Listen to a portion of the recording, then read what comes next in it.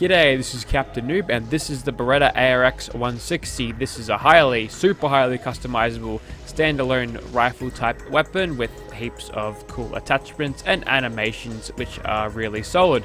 So this thing is probably only for PC, only because this thing is actually downloaded from one of those Russian sites where they I found a Russian mod forum whilst looking for this weapon that I had no idea existed. So thank you to MyCart for letting me know that, and we'll get into these attachments right now. So since this is translated from Russian, some of these translations are a little bit dodgy coming back to English, like this one, which is, I guess, the heavy frame receiver is just receiver is heavy. So yeah, that's interesting. Anyway, so we'll go scroll right the hell down to here. You can make this thing fire 50s if you really want, giving you a staggering 611 damage there. But I think that's pushing it a little bit. We'll just stay with the automatic receiver, firing those bloody 308s there. Now, there are two different types of this. This one is actually capped off at level 120, so yeah, you won't be seeing this unless you're actually that level. But this one, which is basically the same thing, except a little bit lighter, so why wouldn't you want to use that one anyway? Doesn't have that level requirement onto it, which is kind of strange. Maybe it's the English patches are messing with the modders' vision, but yeah, that's interesting.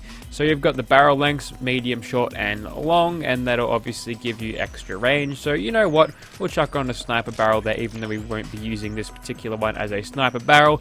And the stocks are definitely super cool as well. We'll go for that one now. And for the magazines, you can actually get the double drum mags there if you really want to make this thing just hose down people for days. But you know what, I kind of like this thing having the 45 man there. That's more aesthetically pleasing to me. And for the sights, we're going to find that bloody Eerie Tech somewhere, but as you can tell, there are so many scopes. The modder has gone all out here and actually making this thing customizable, which is absolutely mind-blowing how much there is. But there's that Eerie Tech, excellent. And for the muzzle, we'll definitely put a suppressor on there, because why would you ever not put a suppressor on there?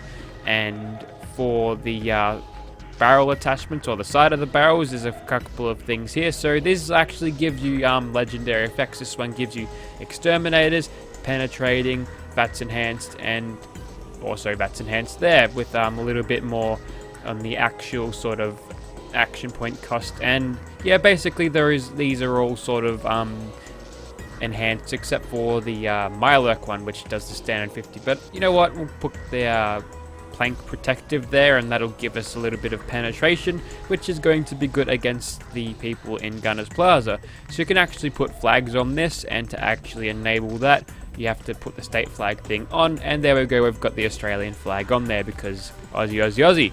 Next up, we've got all these camos, which really, it's up to your personal preference which ones you actually like, but the Tiger Stripes one, that looks pretty neat, so we'll definitely go for that. You can attach a marksman's bipod there, that'll give you the kneecapper effect, which curiously says a 20% increase to shoot the enemy's legs instead of to cripple the enemy's legs. So a thing lost in translation, I'd say, but I'm going to reserve the underbarrel attachment for one of these foregrips here. So we've got the tactical cover, which gives you nimble. This one gives you wounding. This one gives you a chance to shock the enemy whilst you hit them. Maybe it's a little bit of stunning. And that one's non-legendary. Same with that. And this one, damage reduction, that's just sentinels. Okay, so we'll definitely go for that angle grip there. Getting that extra wounding damage will definitely help this out, even though we're almost hitting 700 damage already, which is going to be absolutely glorious once we bring it into Gunners Plaza with all of the tanky gunners. And as you can tell, we've got some legendary effects we can check onto this, but oh no, we don't really need this. Alright, so after all that, there you go, this is the ARX 160 we're bringing into Gunners Plaza. I'll see you there. Righto, here we are in Gunners Plaza, and this is what the ARX 160 looks like in first person, and also aiming down sights there. Note the detailing on the Air Tech there isn't that brilliant. Also, it's got a little power dial on it, which I haven't seen in an Air Tech before. Maybe it's a new thing. So that's what it looks like in third person there. The animations are well done to the point in third person when you're actually holding the thing. Even though there's a tiny little bit of hover hand going, that's fine. Alright, let's see how this thing performs, and we probably won't have to sneak to have this thing do a lot of damage. It's worth mentioning that I have edited this thing so it's got the powerful automatic receiver equivalent, and we're not doing 600 damage, we're doing about 340-ish. You saw in the first 10 seconds of it. I discovered that this thing, whilst firing the 308s, does the old misfire thing where the bullets would just hit nothing in the air in front of you, and that would be really annoying. So yeah, I pissed that off for just firing 5.56s, and as you can tell there, even though this thing is doing a little bit less damage now, it is still doing a fine job at destroying these gunners. We'll go ahead and bash you to death whilst we've got the chance there, and coming in, and a shot to the head or a burst to the head will kill you nice and easily. Back into sneak mode like we really need it. We don't, and there we go. Now she's dead. Now, something I've actually noticed about this weapon before we go further is it's sort of got the two-shot effect attached to it at all times. So if I could just find something dark and metal to shoot at, just hip firing, you can tell that there's two separate bullet projectile impacts there. So yeah, this thing's got the two-shot effect all the time, which is probably not... Oh, I actually accidentally made a trap go off there, but whatever. I thought I had light step, but maybe I didn't. Anyways, now that the two-shot thing has been discovered, maybe that's why it's doing so much damage, although the weapon card would show it anyway, so maybe this thing isn't supposed to do as much damage as it does, but it's just got the two-shot effect on it anyway, and several other legendary effects such as penetrating and the wounding effect, as you can see the damage over time numbers showing up whenever I shoot someone. Ah, hello me!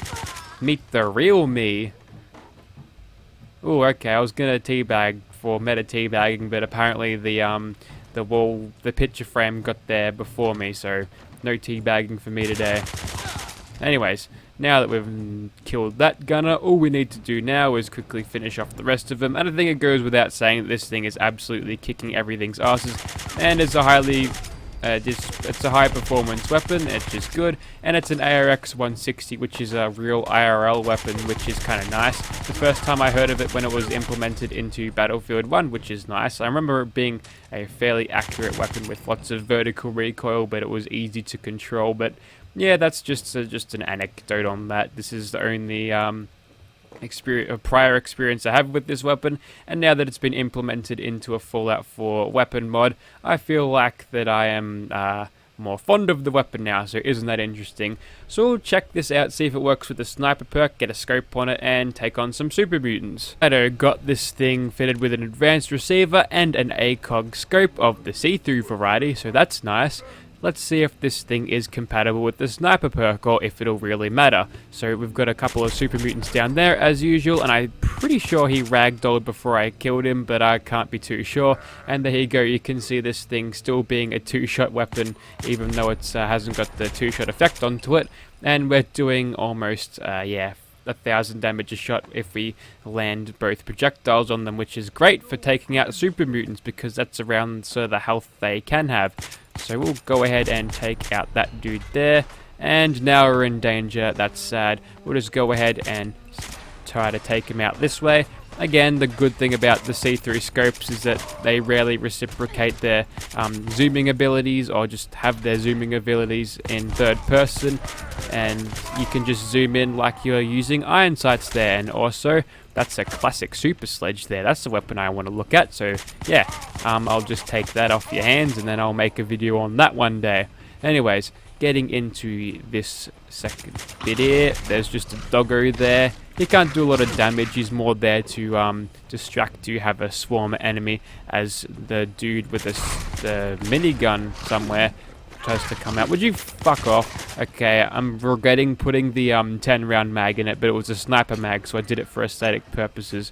Also, I I'm not sure what happened to the dude in here. Maybe we already killed him. Anyway, we'll go ahead and scope in there. We'll use a bit of that glorious range that we can get with the scope there, and we'll try to knock these guys down with a little bit of scoped fire. And I'm pretty sure this thing isn't quite compatible with the Sniper O2 perk, so whatever. Not that we need it, but it would be nice if we're occasionally able to knock them down, because sometimes the physics throws them around a bit, which is rather amusing. But you know what, let's test out this thing in VATS, as I missed those two blatantly easy shots there. So we're getting a couple of decent shots there.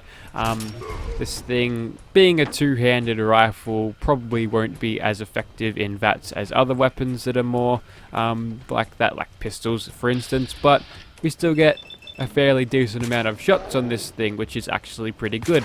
It's sort of copying the how generous they are with the VAT shots with rifles in this game, and or just in general. So yeah, that's kind of nice. So if you're a VATS oriented player, you can still get pretty good use out of this thing. Alright, so who have we got to kill over here? Down you go, Mr. Super Mutant, with the Gauss rifle, I think. Man, we've been getting Gauss rifles almost every day in here, which is kind of good. Alright, so we'll just go ahead and shoot you. And, ooh, you've got a vanilla assault rifle, do you? Well, guess what? I have the power of mods. And there we go, there's a kneecapper effect happening, and I guess that's sort of like being, he had a laser rifle on him. Okay, I'm just blind apparently.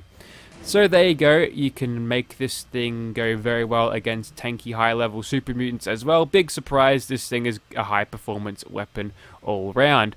So we'll go ahead and take on a monster now, maybe chuck in that massive drum barrel so we don't have to interrupt our kill speed with reloads. Okay, let's see how fast this thing can drop Swan. Ready? Go. Ooh, Swan, you're not liking this thing, are ya?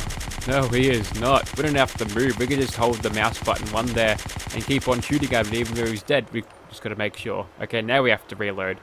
Yep, so there goes Swan. Usually he puts up more of a fight, but he doesn't. That's fine. We'll move on to something else. Okay, time to kill a giant Deathclaw. There he is over there, attacking some rad scorpions and probably a mole rat in a second. And yeah, that fight's not going to go too well. Yeah, the mole rat wants no part in this. Too bad, Mr. Mole rat, sorry, roll mat. Okay, I'm dyslexic today apparently. Alright, we'll get stuck into this giant ass Deathclaw over here. You're getting plenty of damage resistance, but I assure you, as soon as you get a little bit closer, we can deal a little bit better damage on you there. There we go, 151 apiece, transitioning to 181 there. That's good. And it's time to move a little bit. Now quickly jump across the super irradiated water like it's nothing, and then we can hide in the cage until we're ready to do sneak attack criticals again. Haha, outsmarted the AI yet again. Also, I think there's a rad scorpion out there. You're in the wrong place, Mr. Rad Scorpion. Oh, he's going for me instead? No, he's still taking out the arachnid, sorry. That's, yes. Make sure you refer to rad scorpions as arachnids, because they are not insects. So now the Deathclaw AI realizes that we are outside of attacking range. Oh, the mole rat's coming in. You might want to turn around. You should probably run. Although it might turn out for the mole rat, because the Deathclaw has just decided to stand right outside the thing there. And does he care? Do you care that you... No, I don't think he really cares. Oh good, now I've got to take out the mole rat because the Deathclaw couldn't. You could have just run, but you didn't, dumbass. Alright, so there you go, there was that thing against the strongest Deathclaw, and plus a little bit of cheap tactics, you can make that fight a lot more easier than I have made it in the past, which is interesting. You don't even have to stack sneak attack criticals on the bastard to actually do proper damage, so in my books this weapon is a pass both in aesthetics, animations, meshes, textures. It's a pass in everything. So if you'd like to see this in your game, be sure to check out the description. There shall be a download link down there. I believe this one is only on PC, so unfortunately, yeah, you won't be seeing this on consoles anytime soon unless those Ruskies actually want to port it to Bethesda.net. But I'd imagine those guys aren't the biggest fan of that. Thanks, Todd Howard. Thank you for watching, guys.